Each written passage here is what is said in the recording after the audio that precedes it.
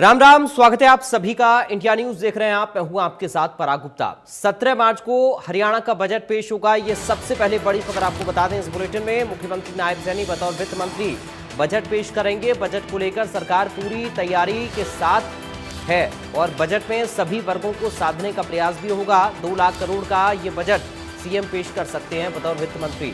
मनोहर लाल ने 1.89 लाख करोड़ का बजट पेश किया था और ये लगभग 2 लाख करोड़ का बजट हो सकता है। बड़ी जानकारी इस वक्त सामने आ रही है, बड़ी खबर इस वक्त आपको दे रहे हैं बजट को लेकर। ये बड़ी और अहम जानकारी इस वक्त सामने आ रही है। सीएम सैनी बतौर वित्त मंत्री बजट पेश कर सकते हैं। बजट को लेकर सरकार की पूरी तैयारी है। बजट में सभी वर्गों को साधने का प्रयास भी किया जाएगा। 2 लाख करोड़ का ये बजट सीएम पेश कर सकते हैं। बड़ी खबर इस वक्त सामने आ रही है। 17 मार्च को हरियाणा का बजट पेश होगा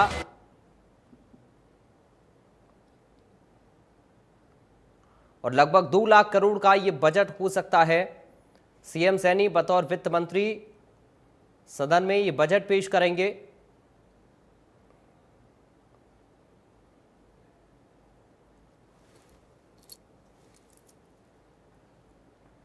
हरियाणा के बजट पर अब आम लोगों की निगाहें टिकी हुई हैं कि आखिर इस बार के बजट में क्या कुछ खास रहने वाला है। तो 17 मार्च को हरियाणा का बजट पेश होगा। सीएम सैनी बतौर वित्त मंत्री ये बजट पेश करेंगे। बजट से लोगों की उम्मीदें कितनी पूरी हो पाती हैं, ये देखना बेहद अहम होगा। आम जनता, अलग अलग सेक्टर्स के लोग इस बजट को लेकर तमाम उम्मीदें लगाए बैठे हैं। कैसा होगा इस बार का बजट, अब इस पर लोगों की निगाहें टिकी हुई हैं। तो बतौर वित्त मंत्री मुख्यमंत्री नायब सैनी ये बजट 17 मार्च को पेश करने वाले हैं। 2 लाख करोड़ का बजट पेश कर सकते हैं मुख्यमंत्री नायब सैनी बतौर वित्त मंत्री ये बजट पेश करेंगे। 17 मार्च को हरियाणा का बजट पेश होगा। तो बजट को लेकर सरकार की पूरी तैयारी है। बजट में सभी वर्गों को साधने का प्रयास किया जाएगा।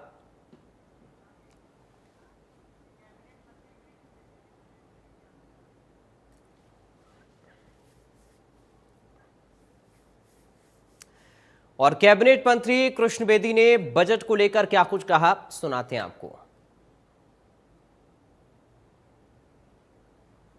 नहीं, देखिए, बहुत सी चीज़ें हैं जो 17 तारीख से पहले मेरा कहना बनता नहीं है, क्योंकि हमें शपथ दिलाई गई थी कि जो भी चीज़ें हमारे संज्ञान में होगा उसे हम बाहर नहीं बताएंगे। वो मुख्यमंत्री जी की जिम्मेवारी है। वित्त मंत्री जी के नाते मुख्यमंत्री जी ही उस बजट को पेश करेंगे। और परंतु मैं एक बात कह सकता हूँ, किसान के लिए, युवा के लिए, महिला के लिए, अनुसूचित जाति वर्ग के लिए, पिछड़े वर्ग के लिए, हमारे कर्मचारी के लिए, छोटे दुकानदार के लिए, व्यापारी के लिए, उद्योगपति के लिए, छात्रों के लिए, छात्राओं के लिए, विद्यालयों के लिए, शिक्षा के क्षेत्र में और चिकित्सा के क्षेत्र में, हर क्षेत्र के अंदर मुख्यमंत्री जी ने सभी वर्गों से मिलकर बड़ी लंबा प्रोसेस 2 महीने का उन्होंने किया है। प्रदेश के हर कोने में गए हैं, वो हर वर्ग के लोगों से मिलकर उन्होंने बजट तैयार किया है।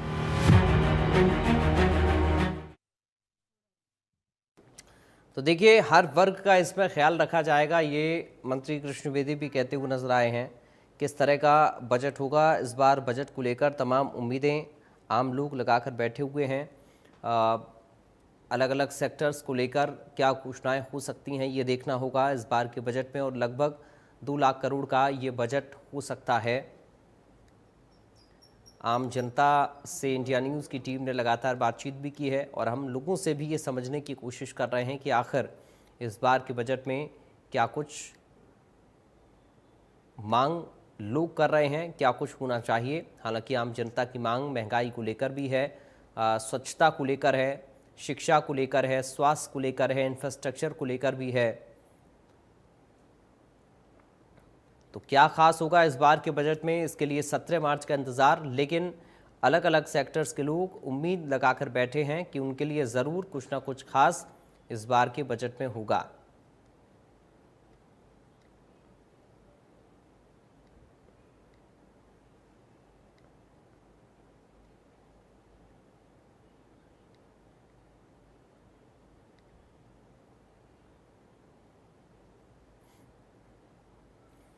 2 लाख करोड़ के आसपास ये बजट हो सकता है। इस बार का बजट 2 लाख करोड़ का पेश कर सकते हैं बतौर वित्त मंत्री नायब सैनी।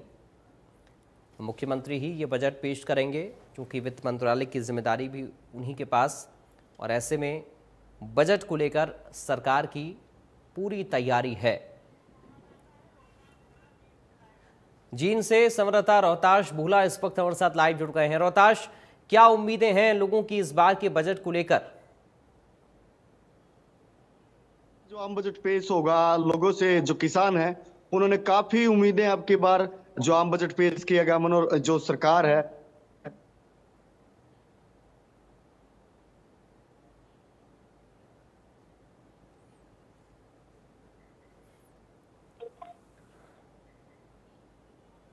चलिए, संपर्क नहीं हो पा रहा है रोहताश से। एक बार फिर हम कोशिश करेंगे जुड़ने की, ताकि ये समझ पाएं कि जींद की जनता आखिर क्या चाहती है, इस बार के बजट में क्या कुछ खास हो।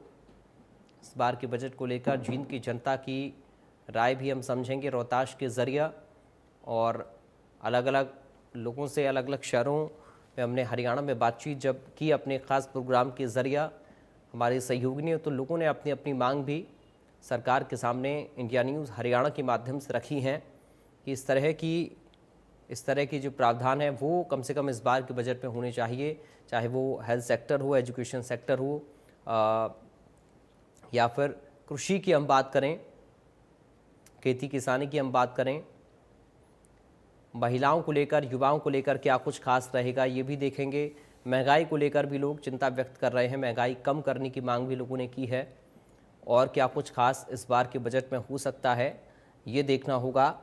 और बतौर वित्त मंत्री मुख्यमंत्री नायब सैनी ही ये बजट पेश करेंगे। 17 मार्च को बजट पेश होगा, तो सभी वर्गों को साधने की कोशिश इस बजट में हो सकती है, और लगभग 2 लाख करोड़ का ये बजट हो सकता है जो नायब सैनी पेश करेंगे। तो हरियाणा के बजट पर सबकी नज़रें टिकी हुई हैं। पूरे प्रदेश की जनता बजट को लेकर उम्मीद लगाए बैठी है कि कुछ खास, कुछ बेहतर उनके लिए होगा। युवाओं को भी उम्मीदें हैं, महिलाओं को उम्मीदें हैं, अलग अलग सेक्टर्स के लोग अपने अपने तरीके से उम्मीद कर रहे हैं। रोहताश बोला एक बार फिर से जींद से जुड़ गए हमारे साथ। रोहताश, जींद की जनता की मांग क्या है इस बार के बजट पर? चाहूंगा अब की बार 2025 का बजट आएगा, उसमें लोगों ने काफी उम्मीदें अब की बार, मैं उस खेत में हूं जहां किसान अब की बार आम बजट से उम्मीदें लगाए बैठा है। जो उनके भाव होते हैं, सरकार अब की बार जो सब्जियों के भाव हैं वो किस तरह के बजट में ले पाते हैं, उनको बढ़ा पाते नहीं, पर किसान का किस तरह का जो दर्द है वो आम बजट में नायब सैनी सुन पाएंगे नहीं सुन पाएंगे। जो किसान है उनसे बात कराते हैं। हमारे साथ राजेश हैं जो प्रगतिशील किसान है, लगातार जो सब्जी उत्पादन में सबसे ज्यादा परफॉर्मेंस देते हैं, लगातार अलग अलग डाल की सब्जी बनाते हैं, जो सबसे ज्यादा भाव ये ले पाते हैं, जो सरकार की योजनाएं हैं उनका बहुत फायदा उठा पाते हैं। हमारे साथ राजेश शर्मा जी हैं। राजेश जी, क्या मानते हैं अब की बार जो बजट पेश करेगा उससे क्या आप उम्मीदें मानते हैं? अब की बार बजट में किसानों के लिए किस तरह की रियायत हो और क्या उम्मीदें मानता है किसान अब की बार?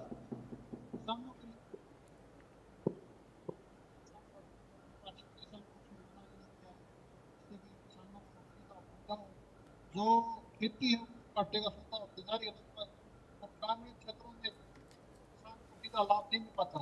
जो खासकर सब्जियां हम एमएसपी के दायरे में जाना चाहिए, भाई किसान को एक अपनी फसल के ऊपर पूरी श्योरिटी मिल सके कि भाई इतने दाम से कम नहीं बिकेगी। जैसे आप सब्जियों के दाम बिल्कुल गिरे हुए हैं और जिम्मेदार को अपना खर्चा भी पूरा करना दूर हो रहा है, तो इसके लिए स्पेशल सरकार ने ऐसी कोई चाहिए जो कि कम से कम फिक्स रेट होना चाहिए, भाई इससे कम नीचे सब्जी बिकेगी नहीं। तो राजेश जी, लगातार जो बात करें तो अब के बाद जो सरकार ने जो खाद बीज उसको सब्सिडी दिया, सरकार लगातार जो किसान है उनको सब्सिडी मुआवजा करवा रही है। गेहूं की बात करें या डीएपी की बात सब्सिडी दी जा रही है, साथ के साथ रेट की बात करें किसानों के लिए जो भाजपा सरकार ने आप अब की बार लगातार जो बजट होगा उसमें आप क्या मानते हैं, सरकार से क्या अपील रहेगी आपकी कि बजट में किसानों के लिए किस तरह की हिदायत रह जाए? बजट में किसानों के लिए तो इनकी जो लिमिट है वो बढ़ाई जाए, 3 से 5 लाख की बजाय 10 लाख किसान की लिमिट की जानी चाहिए, बगैर किसी ब्याज के और बगैर किसी श्योरिटी के। नंबर 2 बात, किसानों को जो योजनाओं का लाभ मिल पाता है वो सीधा लाभ किसान को नहीं मिल पाता, और जो अधिकारी हैं उसमें वो किसान को बहुत ज्यादा परेशान करते हैं, जिसमें वो रिश्वत लेते हैं बहुत ज्यादा।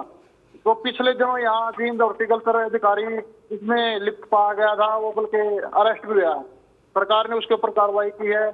ऐसे किसान को सीधे बेनिफिट मिलना चाहिए हर योजना का। उर्वरक की मात्रा है जो हर सीजन के ऊपर नहीं मिल पाती किसान को जितना मिलनी चाहिए, उसकी परेशानी को मुख्यमंत्री जी ने खत्म करना चाहिए।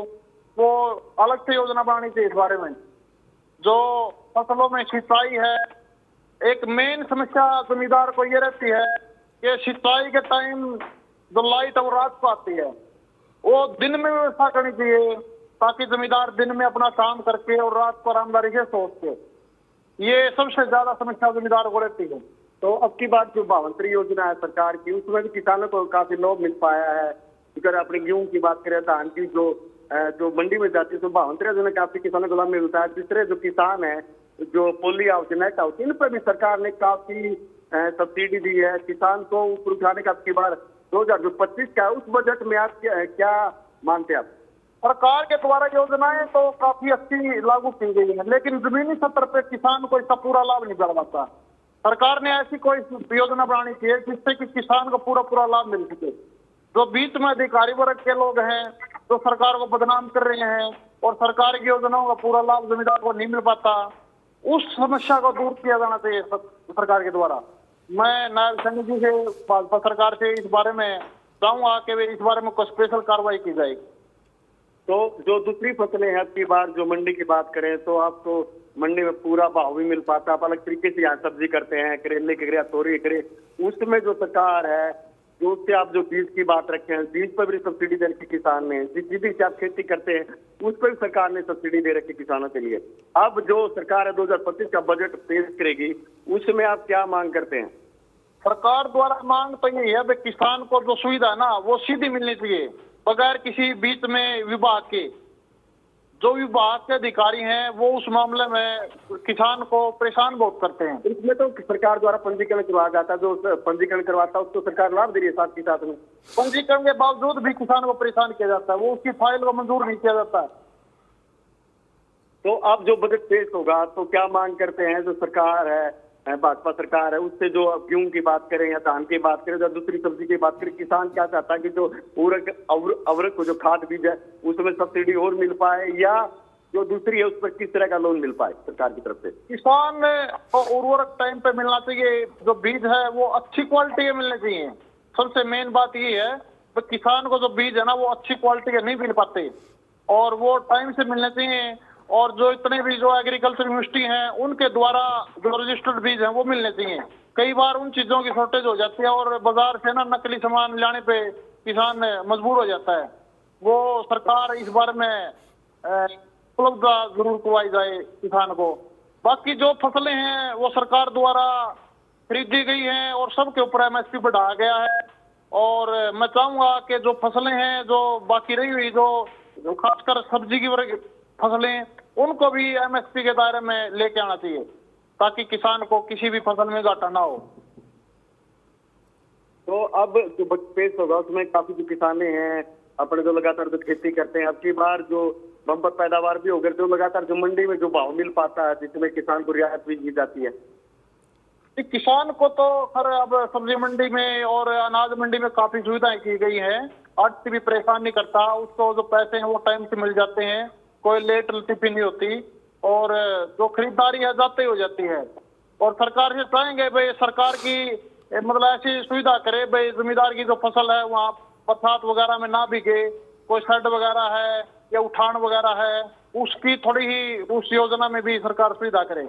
अच्छा, जो किसानों को जो सरकार है, जो अपनी भाजपा जो सरकार है वो लगातार किसानों का दर्द समझ किया, लगातार जो बजट भी आई, बजट में आप जो सरकार से मांग रहे, उससे पहले भी जो बजट पे है उसमें भी सरकार ने, भाजपा सरकार ने लगातार जो किसानों को जो फायदे का सौदा बताया गया था, लगातार किसानों को जो ऋण माफी की बात करें या सब्सिडी की बात करें, अलग अलग जगह पर जो किसानों को लाभकारी नीतियां देती रही। अब की बार जो बजट है उसमें जो सरकार है उससे आप क्या मांग रखते हैं? जो दूसरे किसान हैं, जो ट्रैक्टर पर लोन की बात करें या जो कृषि उपकरण है, उन पर क्या क्या वो रणनीति है? कृषि उपकरणों के ऊपर सरकार की सुविधा बहुत अच्छी है, वो दे रही है लगातार।